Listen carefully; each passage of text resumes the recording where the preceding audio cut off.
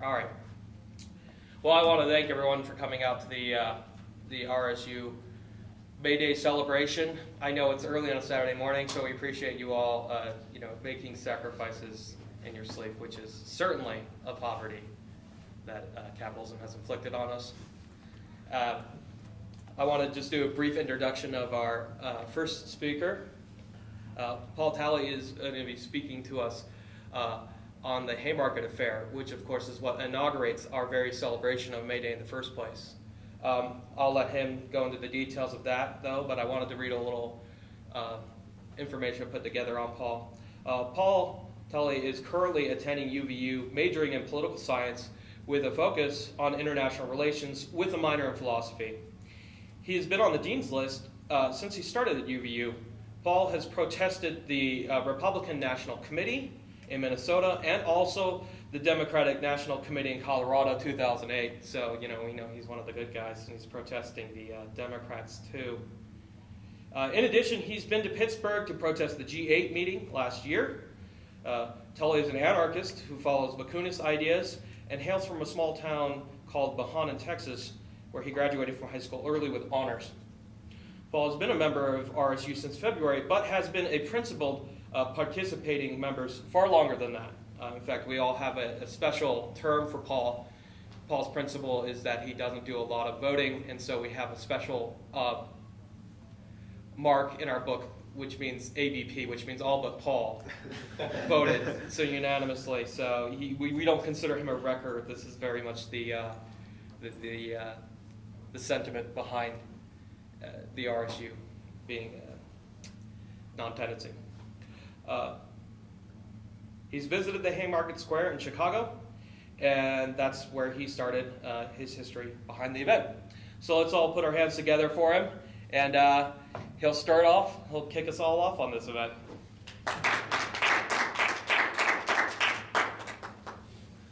Thank you, guys. So the Haymarket affair basically began in 1886. What it was about was the 8-hour workday. It was a big thing for Americans to get this because in the government workers were able to have an 8-hour workday, but nobody else was. Steel workers, mill workers, anyone like that, they were working up to 14 to 16 hours a day. So the Haymarket affair, incident, riot, some people say, started again in 1886. What brought this about was the AFL in Chicago. There was a organization called the International Working Men's People's Association. International Working People's Association, sorry. And that was started by Albert Parsons. And what they did is they called for a 8-hour workday strike starting on May 1st of 1886.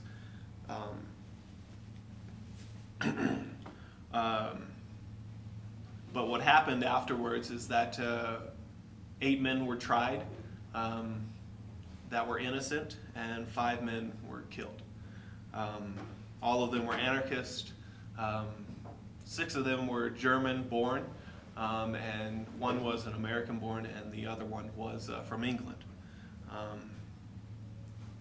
The people that were tried, their names were August Spies, Samuel Fielden, Michael Schwab, Adolf Fischer, George Engel, Oscar Neebe, Louis Ling, and Albert Parsons. On May 1st, what happened is that there was a general strike called, and it was on a Saturday, and the people of Chicago, well, the Chicago newspapers were really scared about this. They figured that there was going to be a lot of riots and stuff like that. And so in the Chicago Mail newspaper, it says, there are 2 dangerous ruffians at large in the city, 2 sneaking cowards who are trying to create trouble. One of them is named Parsons, the other is named Spies. Should trouble come, they would be the first to skulk away from the scene of danger, the first to shirk responsibility. These 2 fellows have been at work fomenting disorder for the past 10 years. They should have been driven out of the city long ago. They would not be tolerated in any other community on earth. Mark them for today. Keep them in view. Hold them personally responsible for any trouble that occurs. Make an example of them if trouble does occur. So of course, Chicago and the nation actually kept them and made sure that they were tried for their involvement in the violence that happened, that ensued. What started out was that there was no violence on May 1st, actually. 80,000 men were protesting with Parsons in the lead down Michigan Avenue, a big street in Chicago. It was the numbers of that day across the nation was about 300,000 to 500,000 workers were protesting that day, and were striking for the 8-hour day. But no violence happened in Chicago. The police tried to beat up a few people, but nothing really. So on Sunday, May 2nd, not much activity actually happened. Most men stayed at home with their wives and families because it was Sunday. But on Monday, May 3rd, the strike continued. And actually more men started to strike also. There was no work done in the building industry, nothing at the freight yards or railroad stations, none at the steel mills. All were parading, all were basically striking for this 8-hour workday. But the police started to obstruct the strikers and the marches and tried to basically disperse them before they actually tried to even get started. August Spies, one of the leading people, he gave a speech to striking workers at the McCormick Harvester Works. 1,400 workers of the factory were locked out of the factory by the owners because they were striking for the 8-hour workday. But this began actually in February. And so they've been 2 months without pay. The factory had continued to be run by scabs, basically men that weren't affiliated with the union and that were willing to work for any pay.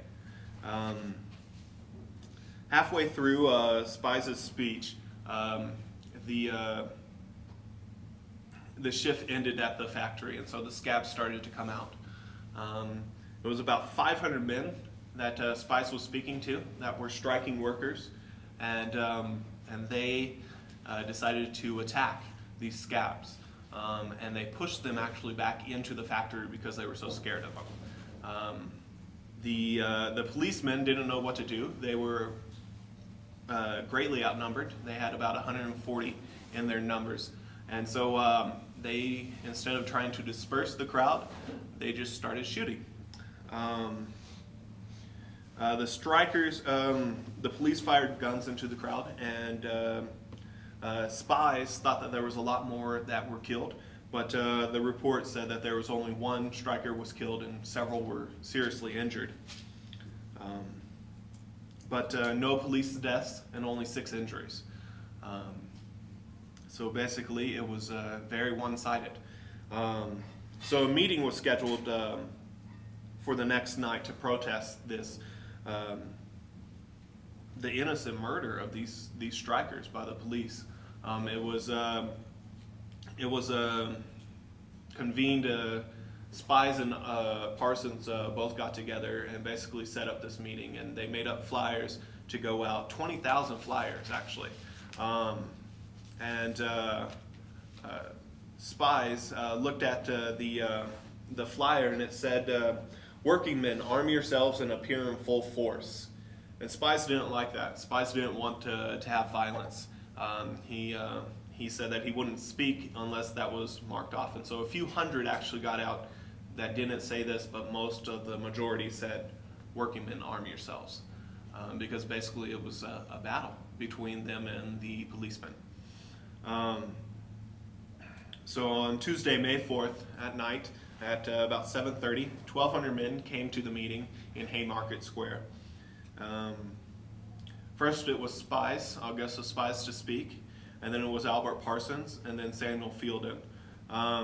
What Fielden said was that people have been shot Men, women, and children have not been spared by the capitalist.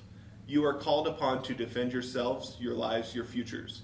Any animal, however loathsome, will resist when stepped upon. Are men less than snails and worms? I have some resistance in me.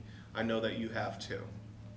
And that's basically the most inflammatory speech. Mayor Harrison of Chicago came down and actually walked to the meeting, looked around, noticed that it was orderly and that it was pretty quiet, and he went to the police station down the street and said, just make sure that these people don't go crazy after the speeches. And he went home because he thought that there was going to be no violence. But the police captain, he was Captain Bonfield, he decided to take upon himself to disperse the meeting early. When Fielden was saying his last words, he was saying, in conclusion, the police started to try and disperse the crowd. Only a few hundred men were left, but when they started to approach, a bomb was thrown near the speaker's platform, which was a actual handcart, and a bomb was thrown, and it was dynamite, and it exploded and killed one man. His name was Matthias Deacon, an officer, and then injured 66 other officers, just as one bomb. It was pretty powerful. So basically what happened is they started to fire. And in the ensuing ruckus and all the smoke and everything else, they didn't know who to shoot at. And so they actually started to shoot their own policemen and stuff like that. What was interesting, though, is that Fielden kept on saying, be peaceful, don't fight back, don't fight back. They didn't want this violence to go. They didn't want to play into the capitalist hands, basically.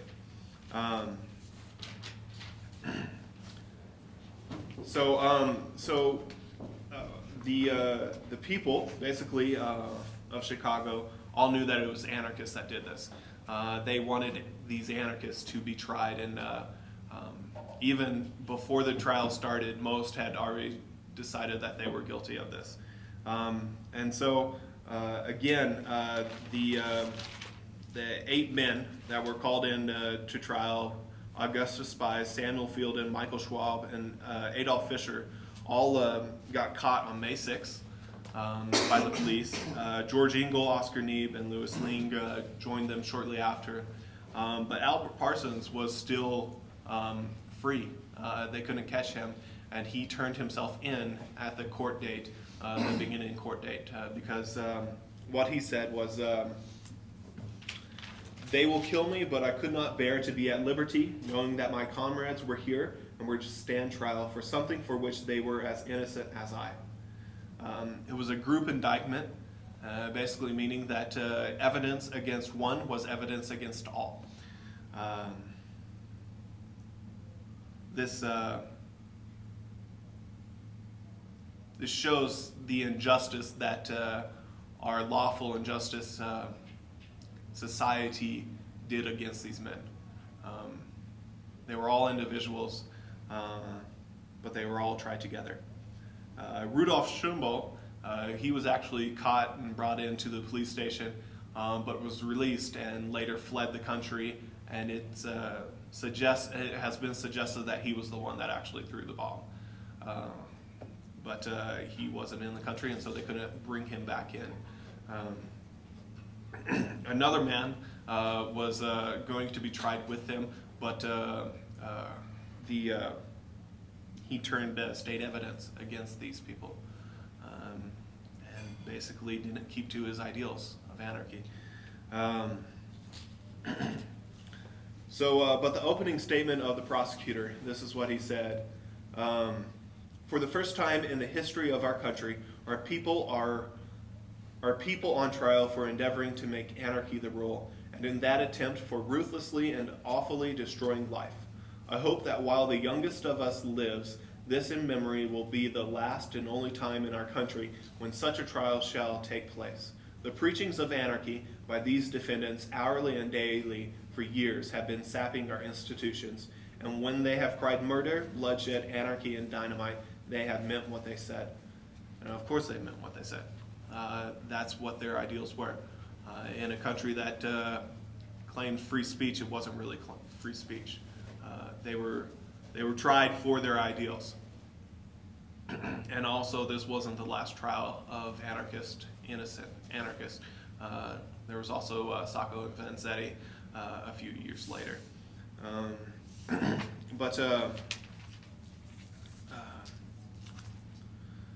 What happened basically is that Ling was accused of actually making the bomb.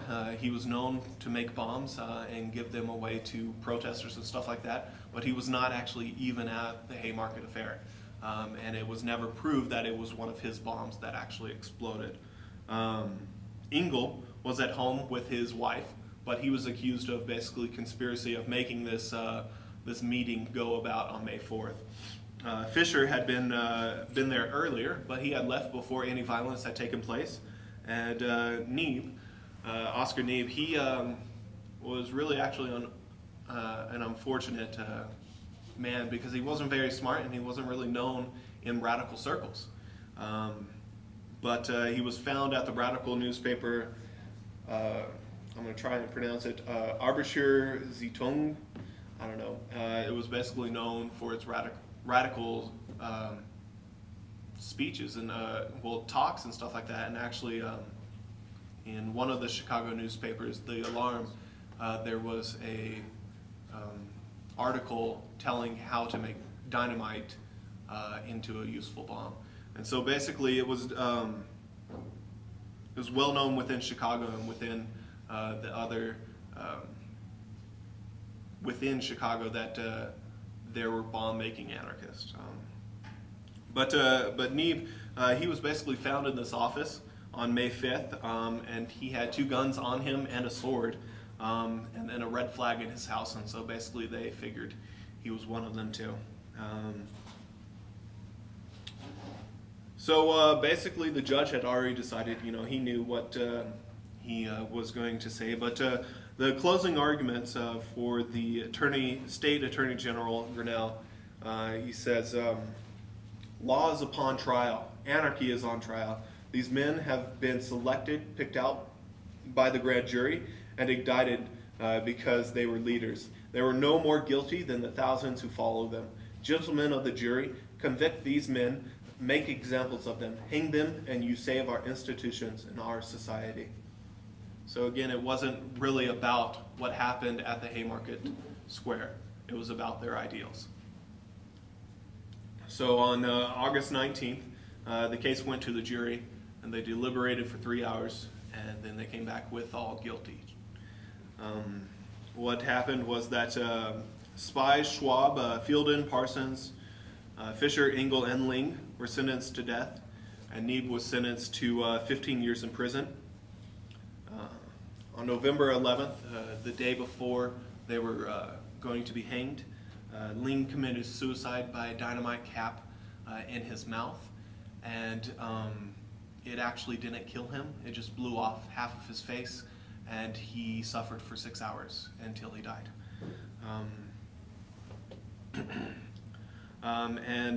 So the governor of the state actually decided to change Fielden and Schwab's sentence to just life in prison. But at the last words on the scaffold, there was 4 men. There was Spies, Fisher, Engel, and Parsons. Fisher actually helped the man who was putting on his noose to make it longer to fit him.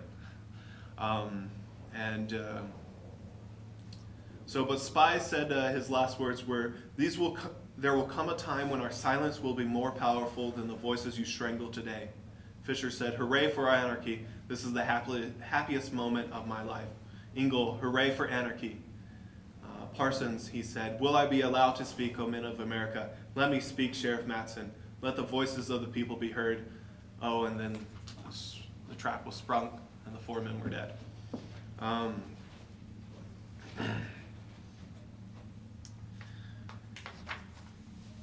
This was a true showing of the injustice that our legal system does.